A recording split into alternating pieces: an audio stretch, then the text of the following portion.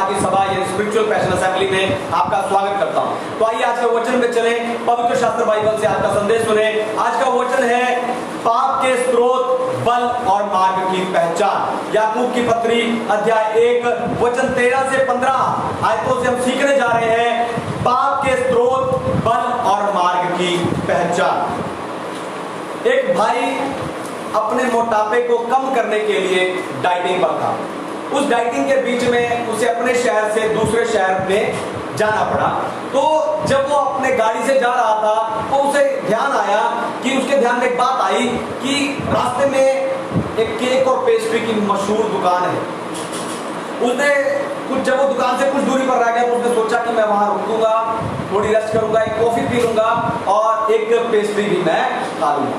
लेकिन उसी समय उसे अपनी डाइटिंग का भी ध्यान आया। फिर उसने प्रार्थना किया, कहा हे परमेश्वर, अगर आप नहीं चाहता कि मैं वहां केक या पेस्ट्री खाऊं तो आप वहां पर मुझे गाड़ी खड़ी करने की जगह ना मिले। पर उस दुकान के 7 चक्कर लगाने के बाद उसे पार्किंग की जगह मिली। ऐसे कितने लोग हैं जो परीक्षा या प्रलोभन से छूटना तो चाहते हैं पर साथ ही साथ उसके संपर्क में भी बने रहना चाहते हैं। हालेलुया। इसीलिए मसीही लोग लगातार अभिलाषा और प्रलोभन में पड़कर पाप में फंसते जा रहे हैं और पाप को करते जा रहे हैं। ऐसा ही एक जीवित उदाहरण हमें नीति वचन की पुस्तक अध्याय 7 में मिलता है, जहां पर एक वेश्या की गली में जाने के द्वारा एक नासमझ लड़का पाप में गिर जाता। उसके पाप की शुरुआत या उसकी पहली गलती यही थी कि उस वेश्या की गली से होकर वो गुजरा। हालेलुया। तो परीक्षा पर जा पाने के लिए आपको पाप के स्रोत, बल और मार्ग की जानकारी होनी चाहिए। और वही बातें बताकर आज आत्मिक उत्साह की सभा में मैं आपको उत्साहित करने जा रहा हूं। तो सबसे पहली बात है परीक्षा के स्रोत की पहचान, पाप के स्रोत की पहचान। तो पाप का स्रोत क्या है? पाप के स्रोत की पहचान। तो जो पाप के स्रोत की पहचान से पहले आपको परीक्षा और परख में अंतर समझ लेना चाहिए। पाप के स्रोत की पहचान से पहले आपको परीक्षा और परख में अंतर को समझ लेना जरूरी है। परीक्षा परमेश्वर नहीं करते, परीक्षा शैतान करता है, जैसे उन्होंने आय्यूब की परीक्षा की थी।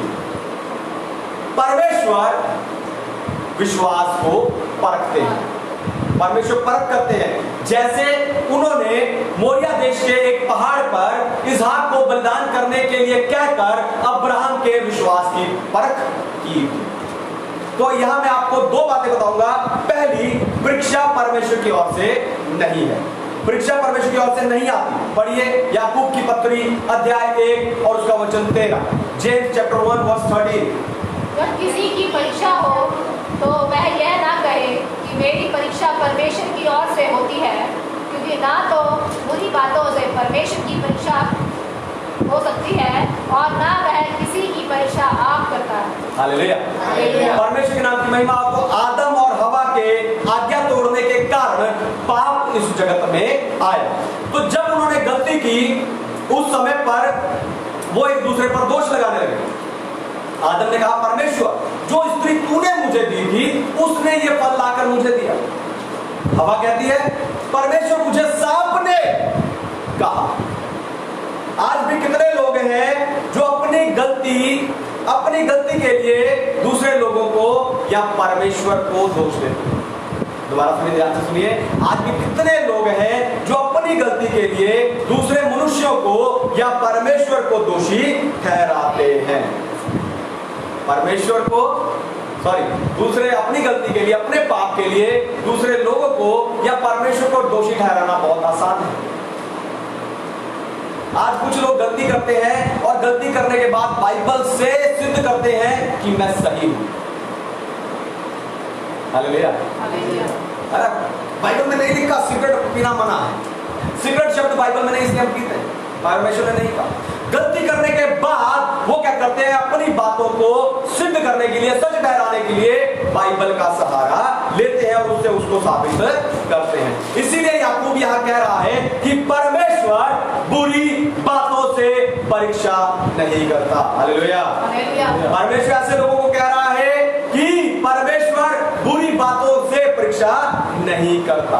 आप सोचकर देखो, वो परमेश्वर जो सदानंद ज्योति में वास करता है, कैसे अंधकार के कामों के द्वारा आपकी परीक्षा कर सकता है। हालेलुया।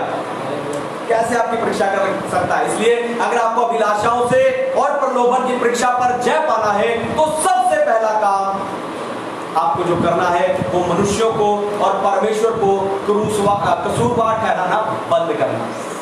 हालेलुया। पहले सबसे पहले आपको क्या करना है?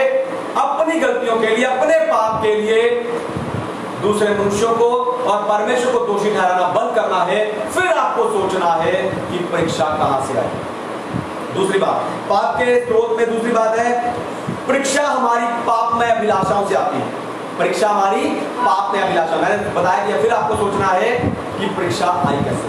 परीक्षा हमारी पाप में अभिलाषाओं से आती है। पढ़िए 14 वचन। परंतु प्रत्येक व्यक्ति अपनी ही अभिलाषा से खींचकर और फंसकर परीक्षा में पड़ता है। हालेलुया। हालेलुया। याकूब यहाँ पर परीक्षा का स्रोत शैतान को, परमेश्वर को, मनुष्य को या किसी अन्य बात को नहीं ठहरा रहा। इसके पीछे सबसे बड़ा कारण आपकी पापमय अभिलाषा है। हालेलुया। हालेलुया। सबसे पहले आपके मन में इच्छा उठती है। इच्छा गलत नहीं है, क्योंकि इच्छाएं परमेश्वर ने आपके अंदर रखी है, लेकिन उस इच्छा को बार बार करना, उस इच्छा का बार बार जागृत होना, उस इच्छा को बार बार दोहराना करने से वो इच्छा अभिलाषा बन जाती है। वो अभिलाषा बनने के बाद आप पाप कर देते हैं। हालेलुया। हालेलुया। हालेलुया। हालेलुया। आपका पाप कर बैठे। जैसे भूख लगने पर खाने की इच्छा करना गलत नहीं है, लेकिन भूख लगने पर अपनी भूख मिटाने के लिए चोरी करना पाप है। ऐसे ही हर इच्छा अभिलाषा बन जाती है। हालेलुया। हालेलुया। हालेलुया। हालेलुया। तो परीक्षा पर जय पाने के लिए जान लीजिए कि कोई भी शारीरिक विचार तब तक पाप नहीं बनता जब तक आप उसके बारे में सोच सोच कर उस काम को ना करो। दोबारा सुनिए, ध्यान से सुनिए। परीक्षा पर जय पाने के लिए आपको बता दूं कि कोई भी शारीरिक विचार तब तक पाप नहीं होता जब तक आप बार बार उसके बारे में सोचकर उस काम को कर ना दें। उदाहरण के लिए, अपने फोन को स्क्रॉल करते समय आपके सामने कोई अश्लील तस्वीर आ जाए, आपके अंदर एकदम से विचार उठता है। वहां तक ठीक है, लेकिन मुश्किल तब होती है, आपके अगले कदम से मुश्किल शुरू होती है। आपके निर्णय पर मुश्किल निर्भर करती है कि आप आगे उसे खोलेंगे, उसे देखेंगे या नहीं। उसी पर पाप निर्भर करता है। याद रखिए, हर पाप विचार से शुरू होता है। हालेलुया। हालेलुया। हर पाप विचार से ही शुरू होता है। इसलिए अपने विचारों को और अपनी इच्छाओं को आरंभ में ही परमेश्वर के अधीन कर दीजिए और पाप के स्रोत को खत्म कर दीजिए। आप पाप के स्रोत को खत्म कर देंगे, आप पाप से छूट जाएंगे। दूसरी बात है परीक्षा के बल की पहचान। पाप के बल की पहचान, पहला था पाप के स्रोत की पहचान, दूसरा है पाप का बल की पहचान। पढ़िए 15 वचन। देर अभिलाषा गर्भवती होकर पाप को जन्मती है और पाप जब बढ़ जाता है तो मृत्यु को उत्पन्न करता है। हालेलुया। हालेलुया। परमेश्वर के नाम की महिमा हो। तो परीक्षा का बल पाप का बल यही है कि हमारा मन इच्छाओं और अभिलाषाओं से भरा हुआ है। पाप का बल यही है कि हमारा मन इच्छाओं और अभिलाषाओं से भरा हुआ है। यदि ये कोई बाहरी दुश्मन नहीं है, पर ये आपके अंदर वास करता है। आपका दुश्मन आपके अंदर ही बैठा हुआ है। इसलिए जब आप अपने अंदर पड़ी हुई इन इच्छाओं को, इन अभिलाषाओं पर ध्यान नहीं देते, ये आपके अंदर बढ़ती रहती है, आपके अंदर बढ़ती रहती है। फिर ये एक दिन ज्वालामुखी बनकर फट जाती है और आप पाप कर देते हो। जैसे एक मछली उसको पकड़ने के लिए लगाए हुए कांटे की ओर आकर्षित होती जाती है। उसे लगता है कि इसमें जो खाना लगा हुआ है उसे खाकर मैं तृप्त हो जाऊंगी, लेकिन उल्टा वो उस कांटे में फंसकर मर जाती है। पाप भी ऐसा ही है।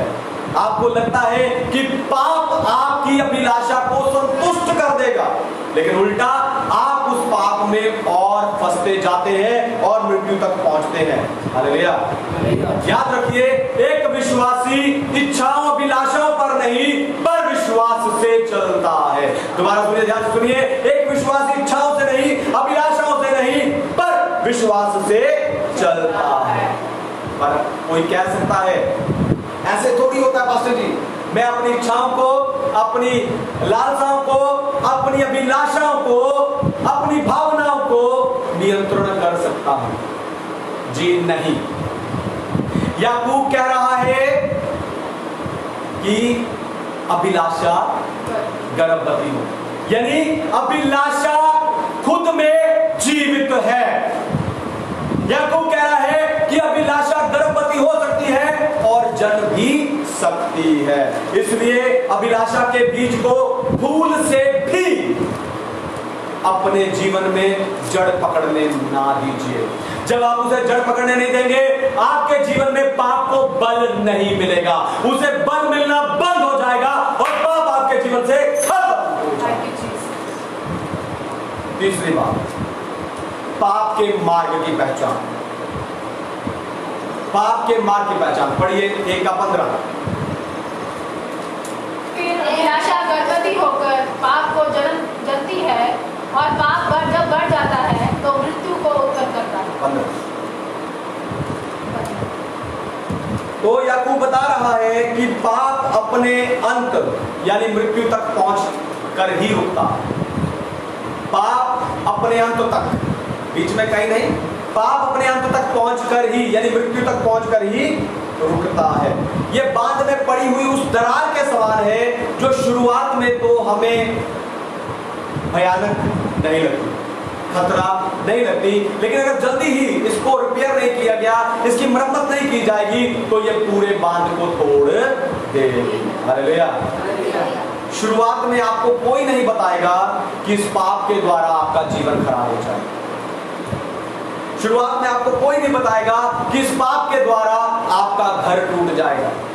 आपको कोई नहीं बताएगा कि ये पाप के द्वारा परमेश्वर की बदनामी होगी, परमेश्वर आपसे दुखी होगा, ये आपको कोई नहीं बताएगा। और दुख की बात है कि शुरुआत में आपको दोनों रास्ते सही नजर आएंगे। दोबारा सुनिए, ध्यान से सुनिए, ये दुख की बात है कि शुरुआत में आपको ये दोनों रास्ते सही एक जैसे ही नजर आएंगे, लेकिन जैसे जैसे आप इस रास्ते पर चलेंगे, इस रास्ते के अंत पर पहुंचेंगे, तब आपको पता चलेगा कि मंजिल तो दो है, एक जीवन और दूसरी मृत्यु। आपको लगने वाले रास्ते, एक जैसे लगने वाले रास्तों की मंजिल अलग है। एक की है मृत्यु और दूसरी की है जीवन। अगर आप में से आज कोई है जो अभिलाषाओं के ऐसे रास्ते पर है जो उसे मृत्यु में लेकर जा रही है, उसे अंत की ओर लेकर जा रही है, तो आज पश्चाताप कीजिए, आज पश्चाताप कीजिए और धार्मिकता के मार्ग पर आ जाइए। ये मार्ग देखने में सकरा है पर जीवन को पहुंचता है। मैं आपको फिर से कह रहा हूं, ये मार्ग तंग है, सकरा है, पर ये आपको जीवन को पहुंचाएगा। और ये मार्ग और कोई नहीं, सिर्फ और सिर्फ प्रभु यीशु मसीह है। और उस मार्ग पर जो द्वार लगा है